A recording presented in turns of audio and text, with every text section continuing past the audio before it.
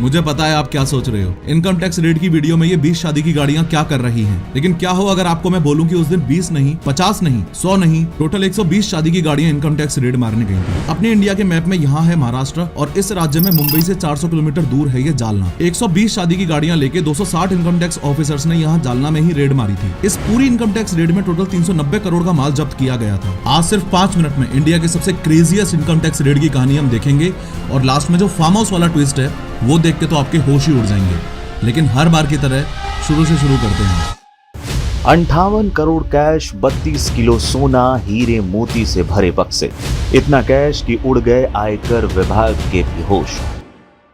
ये देखो, ये है जालना। जालना महाराष्ट्र राज्य में एक बहुत ही छोटा सा डिस्ट्रिक्ट है। जालना में अगर कोई काम सबसे ज्यादा किया जाता है तो वो है स्टील का। इनफैक्ट जालना को महाराष्ट्र की स्टील कैपिटल भी कहा जाता है। इसी जालना में स्टील बनाने वाली दो बहुत ही फेमस कंपनियां थी, SRJPT स्टील्स और कालिका स्टील्स। रेड मारने से कुछ दिन पहले की ही बात है। इनकम टैक्स डिपार्टमेंट और GST काउंसिल को एक टिप मिलती है कि SRJPT स्टील्स और कालिका स्टील्स यानी कि स्टील बनाने वाली ये दोनों कंपनियां टैक्स इवेजन कर रही है। Sir, sorry to disturb you, लेकिन अभी एक टिप मिली है कि 120 करोड़ रुपए का टैक्स इवेजन हुआ है।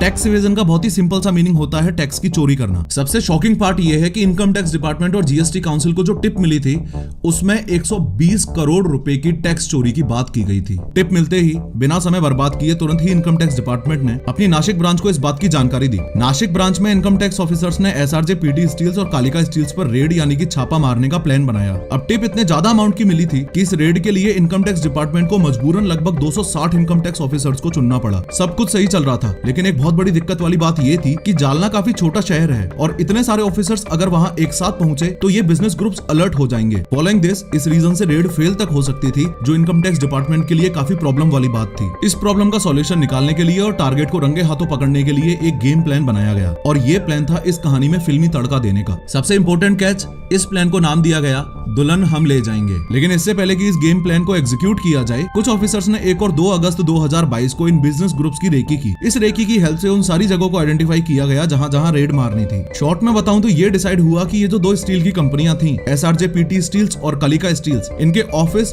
फैक्ट्री और ओनर्स के घरों पर रेड मारने का प्लान है। खैर, आज दिन है 3 अगस्त 2022 का और इस रेड को सक्सेसफुली अंजाम देने के लिए इनकम टैक्स डिपार्टमेंट ने 120 गाड़ियां रेंट पर ली हैं। जालना एक काफी छोटा शहर है और उसमें केयरफुली रेड मारने के लिए इनकम टैक्स ऑफिसर्स ने सारी गाड़ियों को दुल्हन की तरह सजा दिया। हर गाड़ी पर ये राहुल वेड्स अंजलि और दुल्हन हम ले जाएंगे के स्टिकर्स लगा दिए, यानी कि पूरा का पूरा माहौल ऐसा बनाया गया जैसे कोई बारात जा रही हो। मोरोवर 260 इनकम टैक्स ऑफिसर्स बाराती की तरह ही तैयार हुए थे। एक इनकम टैक्स ऑफिसर दूल्हा बना था जिससे लोगों को किसी भी तरह का डाउट ना हो। जालना में एंटर होने के बाद सारे ऑफिसर्स अलग अलग टीम्स में डिवाइड हुए और डिसाइडेड लोकेशंस पर जाने लगे। चलो तीनों लोकेशंस की स्टेटस को अलग अलग समझते हैं। इनकम टैक्स ऑफिसर्स को दोनों स्टील कंपनियों के मालिकों के घर कुछ नहीं मिला। इनकम टैक्स ऑफिसर्स को दोनों स्टील कंपनियों की फैक्ट्रीज से कच्चे माल का घपला और अकाउंट बुक्स में इनकरेक्ट एंट्रीज का फ्रॉड मिला। इनकम टैक्स ऑफिसर्स को दोनों स्टील कंपनियों के ऑफिसेज में से फर्जी कंपनीज के डॉक्यूमेंट्स और GST फ्रॉड्स की इंफॉर्मेशन मिली। सर्च ऑपरेशन करते करते शाम हो चुकी थी। जितना इनकम टैक्स वालों ने एक्सपेक्ट किया था उस हिसाब से कुछ भी नहीं मिल रहा था और सभी ऑफिसर्स का कॉन्फिडेंस ऑलरेडी डाउन हो रहा था। तभी कुछ ऐसा हुआ जिसने इस केस में फिर से नई जान डाल दी। SRJPT स्टील्स के ऑफिस से कुछ डॉक्यूमेंट्स बरामद हुए जिनमें एक फार्म हाउस का जिक्र बार बार कर रखा था। आगे बढ़ने से पहले मैं आपके सामने क्लियर कर दूं कि जिस फार्म हाउस का जिक्र हो रहा है इसका उन दोनों स्टील कंपनियों के मालिकों से कोई लेना देना नहीं है। ये farm house private financier Pradeep Bora का था जो SRJPT स्टील्स और कालिका स्टील्स के काले कारनामों में उनका साथ देता था। इनकम टैक्स ऑफिसर्स जब फार्म हाउस पहुंचे तो सामने सामने उन्हें कुछ नहीं मिला। जब उन्होंने ये दीवार तोड़ के देखी तो उसके पीछे उन्हें एक सीक्रेट रूम का गेट मिला। फाइनली गेट तोड़कर ऑफिसर्स अंदर गए तो वहां बहुत से गद्दे रोल होकर पड़े थे और कुछ अलमारियां रखी थी।